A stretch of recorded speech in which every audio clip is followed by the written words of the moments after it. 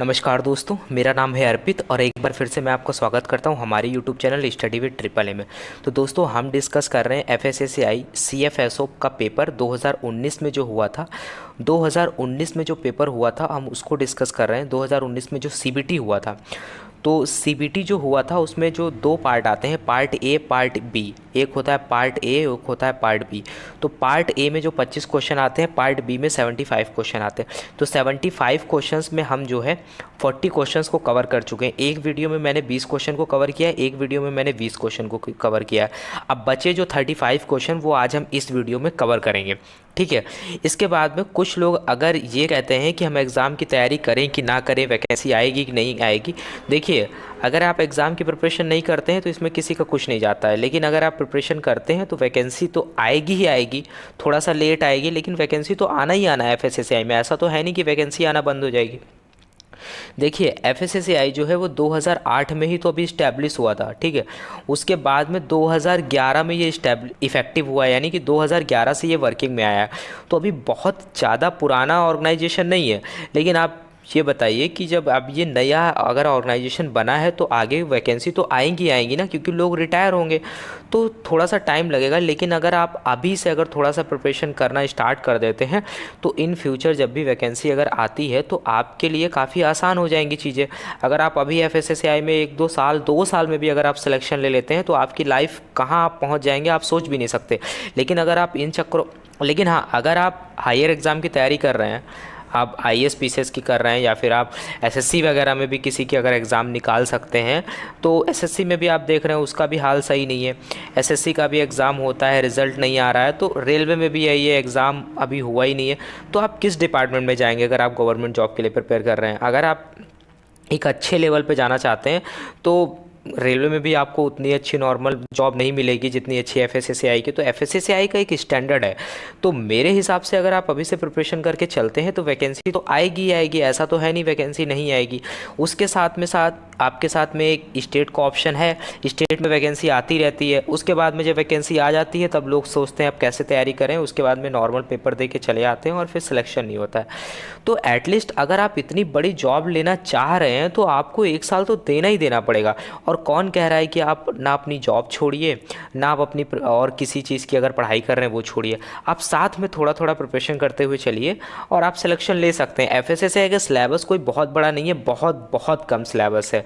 अगर आप other exam के लिए प्रिपरेशन करेंगे, अगर आप पीसीएस वगैरह के लिए प्रिपेयर करते हैं, उसमें बहुत ज़्यादा सिलेबस हो जाता है। लेकिन यहाँ पे आपका सिलेबस बहुत बहुत लिमिटेड है। अगर आप तैयारी करेंगे तो हो जाएगा, कोई बहुत ज़्यादा नहीं है।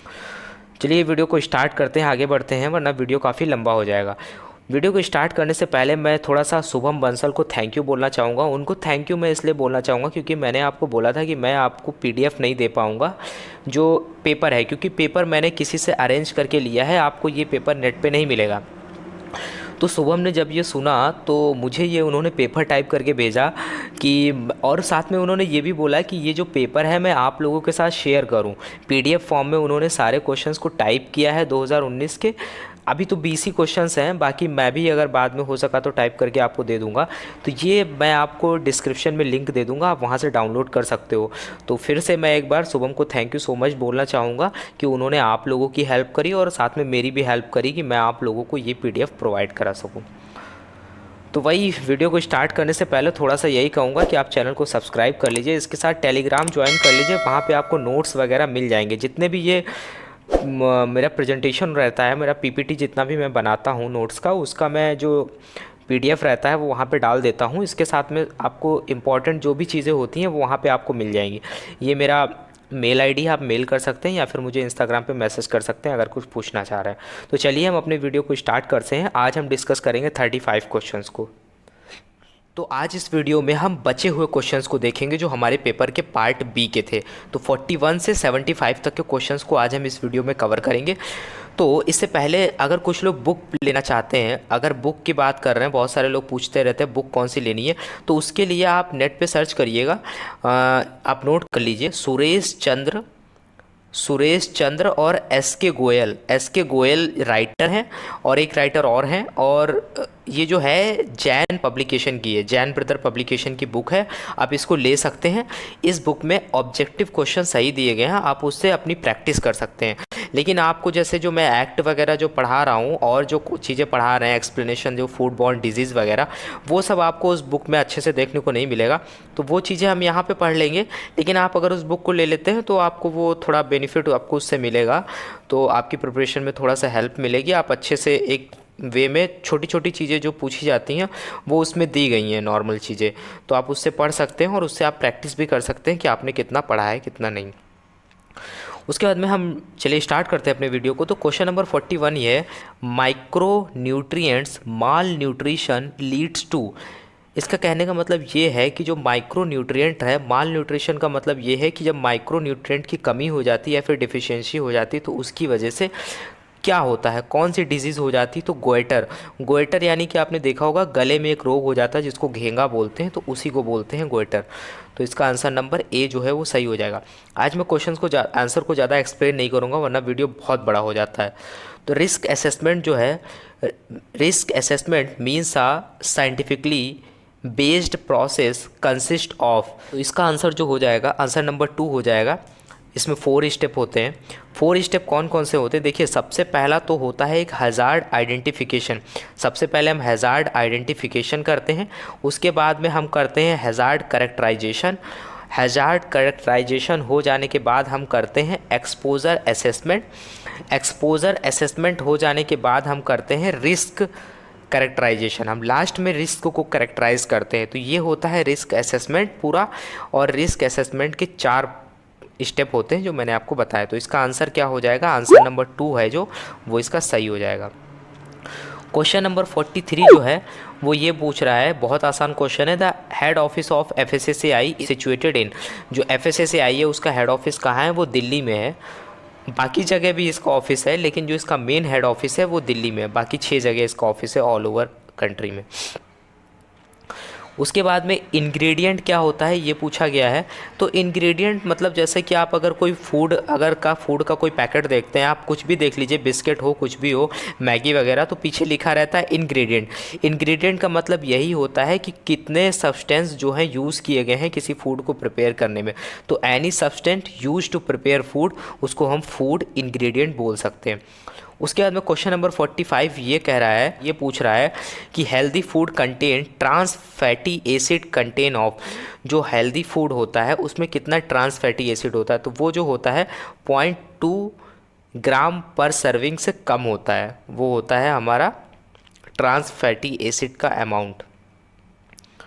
उसके बाद में क्वेश्चन नंबर 46 क्या कह रहा है, क्वेश्चन नंबर 46 ये कह रहा है, a system integrated all food safety standard and regulation for providing quick access to vertical as well as horizontal standards is called. उसको क्या बोलते हैं, IFS क्विक एक्सेस। ये पीछे भी ये क्वेश्चन आया था, वहाँ पे IFS दिया था लेकिन यहाँ पे क्या दिया है, Indian food standard quick access. तो इसका आंसर क्या हो जाएगा, ये Indian food standard quick access.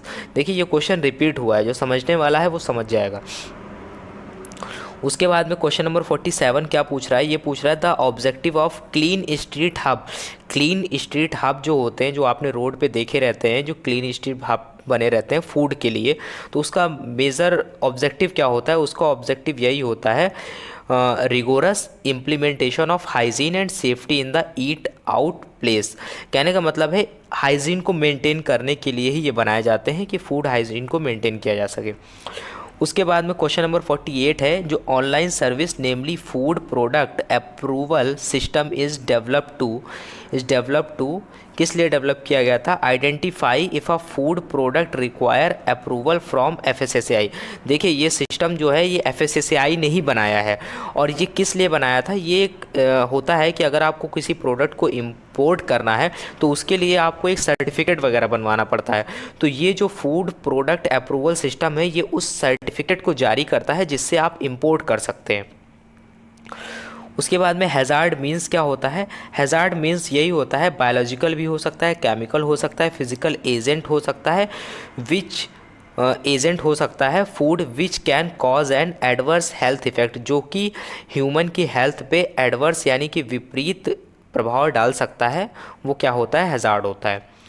उसके बाद में क्वेश्चन नंबर 50 जो है 50 नंबर पे जो क्वेश्चन है वो क्या है, authorities jointly responsible for implementation and enforcement of FSSAI 2006, जो FSSA यानी कि food safety and standard act 2006 है, उसके लिए कौन कौन अथॉरिटी हैं वो जॉइंटली रिस्पॉन्सिबल होंगी। तो सिंपल आंसर इसका है कौन होगा, एक तो FSSAI खुद ही होगी जो सेंट्रल में होगी, उसके बाद में स्टेट फूड अथॉरिटी होगी, तो दोनों इसके लिए रिस्पॉन्सिबल होंगे। उसके बाद में क्वेश्चन नंबर 51 जो है, example of commercially sterile product की अगर बात करें, सिंपल है कैंड फूड हो जाएगा। जो कैन में पैक होके जो भी फूड आते हैं वो कॉमर्शियली स्टेराइज किए जाते हैं। क्वेश्चन नंबर 52 क्या पूछ रहा है, क्वेश्चन नंबर 52 ये पूछ रहा है the standard plate count is not applicable to, तो ये किसके लिए नॉट एप्लीकेबल होता है, फ्रेश फ्रूट एंड वेजिटेबल्स के लिए। उसके बाद में क्वेश्चन नंबर 53 है, क्वेश्चन नंबर 53 आया था, इसमें क्या पूछा गया था, इसमें ये पूछा गया था एट टेम्परेचर अबव फ्रीजिंग, जो टेम्परेचर है अबव फ्रीजिंग लेवल के जो टेम्परेचर है उस activities of food borne micro organism can be, तो फूड बॉर्न जो माइक्रो ऑर्गेनिज्म है उसकी एक्टिविटी क्या होगी, एक्टिविटी ये होगी कि उसकी एक्टिविटी जो है वो स्लो हो जाएगी। उसके बाद में क्वेश्चन नंबर 54 क्या कह रहा है, क्वेश्चन नंबर 54 ये कह रहा है एंटी न्यूट्रिएंट्स और ऑल्सो टर्म्ड एज, क्या होता है, नेचुरल टॉक्सिकेंट। क्वेश्चन नंबर 55 देखें तो वाटर सॉल्युबल विटामिन्स पूछा गया है, तो आप याद रखिए जो फैट सॉल्युबल होता है ADEK, ये 4 जो विटामिन्स होते हैं ये क्या होते हैं, फैट सॉल्युबल्स होते हैं, बाकी आपको जो भी कहीं दिखाई दें तो वो सारे वाटर सॉल्युबल होते हैं। तो यहाँ पे जैसे आंसर में दिया है एस्कॉर्बिक एसिड, एस्कॉर्बिक एसिड यानी कि विटामिन C, तो वो क्या होता है, वाटर सॉल्युबल होता है। उसके बाद में जो benzoic acid is mostly use to preserve coloured product because, ये बहुत ही इंपॉर्टेंट क्वेश्चन है, बहुत ज़्यादा पूछा जाता है, ये किसके लिए यूज़ होता है, it may darken the product, जैसे डार्क प्रोडक्ट वगैरह आपने देखे होंगे, जैसे ग्रेप्स हो गया, टोमेटो हो गया, जो डार्क कलर वाले प्रोडक्ट होते हैं जैसे जामुन वगैरह हो गया, उसको प्रिजर्व करने के लिए बेंजोइक एसिड का यूज़ किया जाता है। क्वेश्चन नंबर 57 जो पूछा है, if a manufacturing company has not adhere to CGMP regulations, देखिए अगर कोई मैन्युफैक्चरिंग कंपनी है, अगर वो CGMP के रेगुलेशंस हैं अगर उनका पालन नहीं करती है तो क्या होगा, any drug manufacturing bye such company will be considered adulterated. कहने का मतलब है अगर कोई कंपनी किसी ड्रग को मैन्युफैक्चर करती है और अगर वो CGMP के रेगुलेशंस को फॉलो नहीं करती है तो वो जो ड्रग जो मैन्युफैक्चर करेगी ना उसको एज आ मिलावट कंसिडर कर लिया जाएगा, उसको मिलावटी ड्रग माना जाएगा, उसको सही सेफ ड्रग नहीं माना जाएगा। CGMP की अगर बात करें तो CGMP का फुल फॉर्म होता है करंट गुड मैन्युफैक्चरर प्रैक्टिस, ये इसका फुल फॉर्म होता है। उसके बाद में क्वेश्चन नंबर 58 की बात करें तो क्वेश्चन नंबर 58 क्या है, क्वेश्चन नंबर 58 ये है excess glucose gets store in liver in the form of glycogen, glycogen के फॉर्म में जो एक्स्ट्रा ग्लूकोज होता है वो स्टोर हो जाता है। क्वेश्चन नंबर 59 जो है उसमें क्या पूछा गया, उसमें पूछा गया है calorie is provided by 1 gram of fat is, देखिए यहाँ पे ये पूछा गया है कि जो 1 ग्राम ऑफ फैट होता है वो कितना एनर्जी प्रोड्यूस करता है, तो ये जो कैलोरी होती है एनर्जी की यूनिट होती है, तो 9 कैलोरी प्रोड्यूस करता है। उसके बाद में क्वेश्चन नंबर 60 ये पूछा गया है the dose of ionizing radiation radappertization is, कितना होता है 3 mK KGY यानी कि किलोग्रे। तो आयोनाइजिंग रेडिएशन रेडापार्टाइजेशन मतलब ये होता है कि रेडिएशन के थ्रू क्या करते हैं, फूड को स्टेलाइज किया जाता है, यानी कि फूड को प्रिजर्व किया जाता है, तो उसके लिए जो यूज़ होता है उसका ये डोज अमाउंट दिया गया है कि डोज अमाउंट का मतलब ये होता है कि कोई फूड जो है जब किसी रेस को वहाँ से निकाला जाता है, उसके ऊपर डाला जाता है, वो कितना अमाउंट जो है वो एब्जॉर्व कर रहा है, तो उसको डोज बोलते हैं। क्वेश्चन नंबर 61 में ये पूछा गया है जो केमिकल प्रिजर्वेटिव होता है is defined as a chemical compound that, वो क्या होगा, वो होगा retard alteration caused by micro organism in food. Retard का मतलब यही होता है कि गति को कम कर देना, किसी माइक्रो ऑर्गेनिज्म की अगर ग्रोथ हो रही है, वो कोई अगर डिजीज़ कॉज कर रहा है तो उसकी स्पीड को धीमा कर देना। उसके बाद में फैट सॉल्युबल विटामिन पूछा गया। अब यहाँ पे फैट सॉल्युबल विटामिन पूछा गया, मैंने आपको बताया था ADE तो इसमें ऑप्शन क्या हो जाएगा ए। अब यहाँ पे पूछा गया है 1 ग्रे कितना होता है, तो 1 ग्रे इक्वल टू होता है 100 रैड्स। और ग्रे किसकी यूनिट होती है, ग्रे आयोनाइजिंग रेडिएशंस की एक यूनिट होती है। क्वेश्चन नंबर 64 है। क्वेश्चन नंबर 64 ये कह रहा है जो psychrophilic micro organism grow over the temperature range, उसकी टेम्परेचर रेंज क्या होती है, वो 0 से 20 डिग्री सेल्सियस पे ग्रो करते हैं। उसके बाद में क्वेश्चन नंबर 65 की अगर बात करें तो क्वेश्चन नंबर 65 में ये पूछा गया है radiation dose is defined as, जैसा कि मैंने अभी आपको बताया जो रेडिएशन डोज क्या होता है तो वो यहाँ पे भी दिया गया है, quantity of radiation energy absorbed by the food when it passes through the radiation field during processing. जो रेडिएशन फील्ड से जब फूड को निकाला जाता है, वहाँ से गुजारा जाता है, तो वो जितना अमाउंट ऑफ रेडिएशन को एब्जॉर्व करता है उसको डोज बोलते हैं। क्वेश्चन नंबर 66 में ये पूछा गया है कि the mineral found in haemoglobin is called as, क्या होता है, आयरन होता है सिंपल। उसके साथ में पूछा गया है 67 नंबर क्वेश्चन में asepsis is a process of, देखिए एसेप्सिस का मतलब यही होता है कि फ्री ऑफ माइक्रो ऑर्गेनिज़म, यानी कि वहाँ पे माइक्रो ऑर्गेनिज़म का अवेलेबिलिटी नहीं आपको देखने को मिलेगा। तो कीपिंग माइक्रो ऑर्गेनिज़म आउट, यानी कि वहाँ पे ये इसका मतलब ही ये होता है, एसेप्सिस का मतलब ये होता है कि वहाँ पे माइक्रो ऑर्गेनिज़म को पूरी तरह से रिमूव कर देना। किसी प्लेस, जो प्लेस है ना वहाँ पे बिल्कुल भी माइक्रो ऑर्गेनिज़म नहीं है, उस प्लेस को हम एसेप्सिस प्लेस भी बोल सकते हैं, रिमूवल ऑफ माइक्रो ऑर्गेनिज़म अगर बोला जाए तो। उसके बाद में क्वेश्चन नंबर 68 में क्या पूछा गया, क्वेश्चन नंबर 68 में ये पूछा गया था sulphur oxide is widely use to preserve, किसके लिए यूज़ करते हैं, नेक्टर फूड जो होता है उसको प्रिजर्व करने के लिए यूज़ करते हैं। उसके बाद में listeriosis is generally caused by L मोनोसाइटोजिन नाम का जो बैक्टीरिया होता है वो इसको कॉज करता है। क्वेश्चन नंबर 70 पूछा गया है one of the major cause of food spoilage are, food spoilage का मेजर जो कारण होता है वो क्या होता है, तो वो होता है गेन और लॉस ऑफ मॉइस्चर। देखिए फूड जो ख़राब होता है ना वो मॉइस्चर की वजह से ही ख़राब होता है, मॉइस्चर गेन और लॉस होता है जब किसी फूड में, तभी उसमें कुछ माइक्रोबियल एक्टिविटी होना स्टार्ट होती है और फूड ख़राब होने लगता है, वरना फूड ख़राब नहीं होता है। इसी वजह से कहते हैं कि जो ऑयल वाली चीज़ें होती हैं उनमें पानी नहीं जाना चाहिए। अगर जैसे ही आप देखते हैं वाटर की अवेलेबिलिटी हो जाती है, फंगस लगना स्टार्ट हो जाता है, माइक्रो ऑर्गेनिज्म ग्रो होना स्टार्ट हो जाता है। उसके बाद में क्वेश्चन नंबर 71 जो था, क्वेश्चन नंबर 71 में क्या पूछा गया था, when a food spoils it's texture become slimy because of the, किसकी वजह से इसका टेक्सचर जो होता है वो स्लाइमी हो जाता है, वो हो जाता है surface accumulation of microbial cells. Question number 72 जो था उसमें पूछा गया था अकॉर्डिंग टू FSSA यानी कि food safety and standard act rules class second preservative includes, क्या था, नाइसिन हो जाएगा इसका आंसर। उसके बाद में क्वेश्चन नंबर 73 की अगर बात करें, इसमें पूछा गया है a process where food is first frozen at -80 degree Celsius on trays and then under high vacuum is called as, क्या बोलेंगे उसको, फ्रीज ड्राइंग बोलेंगे। उसके बाद में question number 74 the C in the CGMP stand for, जैसा कि मैंने आपको बताया करंट गुड मैन्युफैक्चर प्रैक्टिसेस, तो इसका जो C हो जाएगा उसका मतलब क्या हो जाएगा, करंट हो जाएगा। देखिए जो FSSAI का जो पेपर आया था उसमें ये चीज़ बहुत ज़्यादा देखने को मिली है कि ज़्यादातर क्वेश्चन 2-2 3-3 बार रिपीट हुए हैं, लेकिन अदर फॉर्म में रिपीट हुए हैं, मतलब जिसको पेपर आता था उसको तो 10 से 12 क्वेश्चंस ऐसे हैं जो बार बार रिपीट हुए हैं। अगर आप सही से पेपर की एनालिसिस करेंगे तो जो लास्ट हमारा क्वेश्चन है वो है sulphur dioxide can not use to preserve naturally coloured juice because of its bleaching action की वजह से इसको नहीं यूज़ किया जाता है। तो ये थे हमारे टोटल क्वेश्चंस जो पार्ट बी में आए थे। मैंने यहाँ पे बहुत ज़्यादा एक्सप्लेनेशन इस वजह से नहीं किया है क्योंकि पीछे वाले वीडियोस बहुत ज़्यादा बड़े हो गए थे, तो मैंने आपको एक ऐसे बता दिया है कि कौन कौन से क्वेश्चंस पूछे गए थे। अब आपको यहाँ पे एक आइडिया लग गया होगा। इसके बाद हम आगे जो भी लेक्चर लेके चल रहे हैं उसमें हम सब डिस्कस करेंगे, धीरे धीरे पढ़ते हुए चलेंगे।